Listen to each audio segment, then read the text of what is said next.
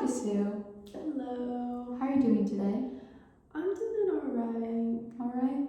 Yeah, I mean, I could always be better. Okay. Well, I do want to get into that, but first, if you don't mind, I wanted to kind of start off where we left off from last session because I know you were touching on dealing with not only your emotions, but kind of being the emotional manager for your husband and your mother-in-law. And so I didn't want to forget about touching on that subject.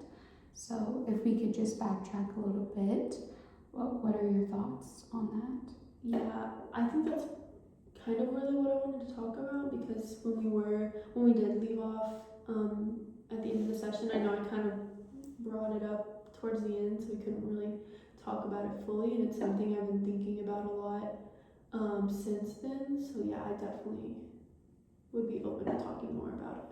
Okay, thank you. So kind of like what has been coming up for you surrounding that situation? I mean, just like you said, I feel like the emotional manager of the house. Um, I just have to make sure everything's in order and everything is working at the most optimal condition that I can. I feel responsible to make sure my husband's happy, my mother-in-law's happy, and it's exhausting. I'm so tired. Like we mentioned before, like I don't sleep a lot just because my mind is constantly going of all the things I need to take care of. And I feel like if my husband isn't happy about one thing, then I've failed. So I just really want to validate like where you are at with that right now, and yeah, like I can only imagine how you feel. Like that does sound exhausting, and I'm sorry that that's been happening. But I do want to ask you, if you weren't the emotional manager of everyone else's feelings, what would your life look like? Like probably chaos. I think everything in the house would fall apart. Everyone would probably be upset with me. I'd feel a lot of guilt for not keeping up, I guess, with my responsibilities. And yeah, I just think the whole household would be kind of unhappy. Yeah, because what I'm hearing is you carry everyone's emotions all day, every day. You're in constant panic, but not for yourself. And so I commend you because that's draining, not only emotionally but physically. And yeah, has that been the case? Yeah. Sometimes I do notice like more physical things, like I just feel super lethargic at times. Like it is really difficult for me to get up in the mornings, and I just kind of always have this like knot in my stomach, and even when I am trying to do things that are enjoyable, I still can't just like let things go. Have you ever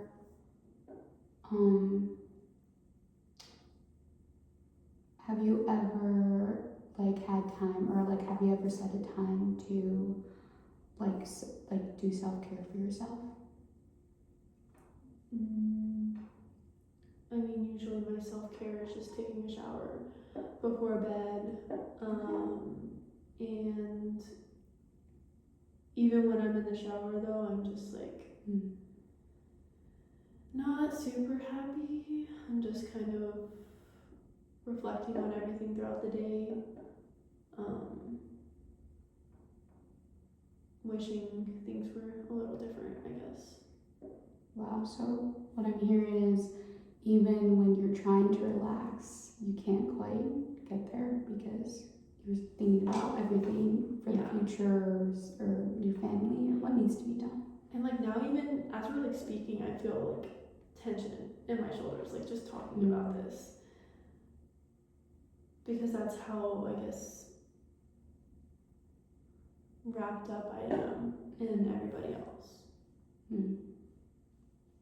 So, unfortunately, what you're describing is you're being the emotional manager for everyone, and it's the unseen work of holding everyone's feelings, emotions, and managing, keeping the harmony within these relationships.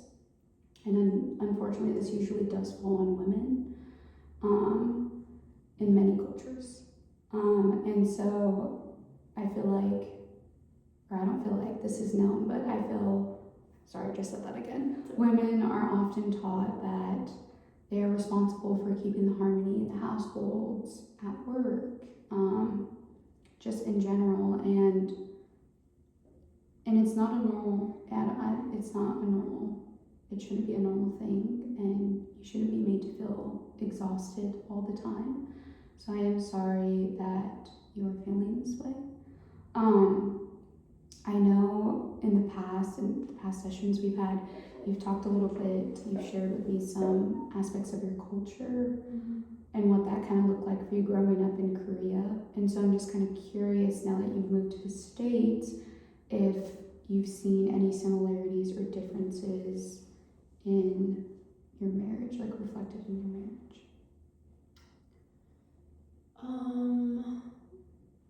I mean, kind of like we talked about before, the way I saw my parents interact growing up was my mom was the keeper of the house. When my dad got home from work, everything was done, dinner was on the table, my homework was done. Everything was just always in order. And a lot of stress or emphasis was put on me as a young child to keep up with that. And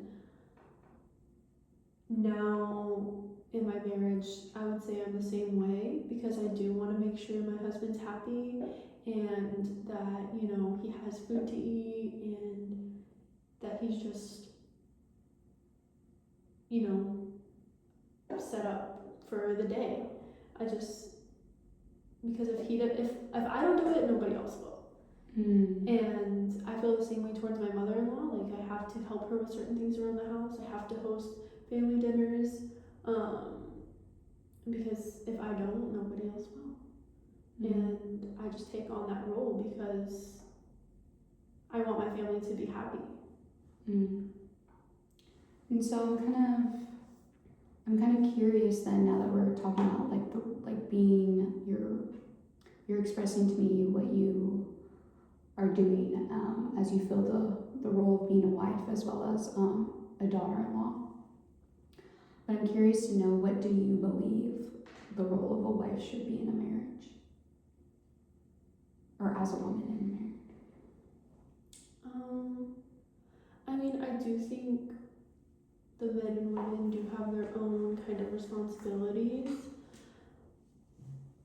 but I guess like it's a little different for our family because I'm not like a stay-at-home mom or just a stay-at-home wife who has the time to maybe commit to everything, and it's exhausting, like overworking myself to do those things. So I think since we are already kind of in like an unconventional type marriage where we both have full-time jobs, it would be nice to kind of like have some help every now and then, or just like my feelings put in consideration.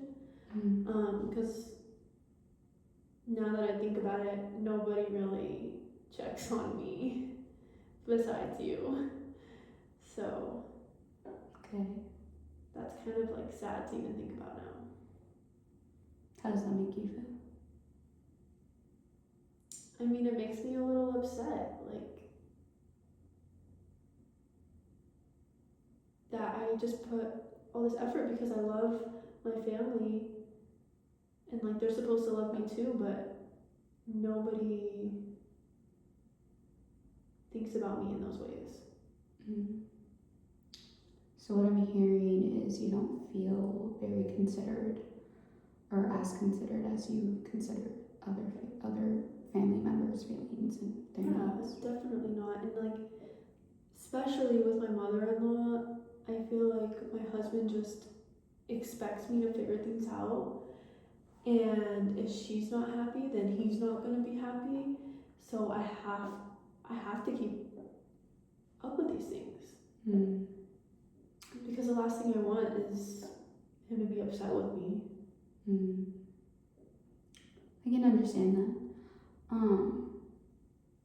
But I'm curious to know, because we're talking about, sort of how you manage and how these, like, how other family members' feelings are affecting you because you're so considerate of them. I'm curious to know, like, what would that look like for you to be considered? Like, what actions could they take? Yeah, like, what would make you feel considered and valued in those relationships if you were to flip the script? Well, I really just love, like, like you said, being considered and just being thought about in general. Like maybe coming home one day and like dinner's made for me. I know it's like a lot to ask, but that would be really nice. Or like maybe I come home and the like towels are washed, so I like can just hop in the shower and like take a shower and feel relaxed without having to like worry about laundry. Just like little things like that would really kind of just make me feel like I'm loved too. Okay. Well, I do want to eventually work towards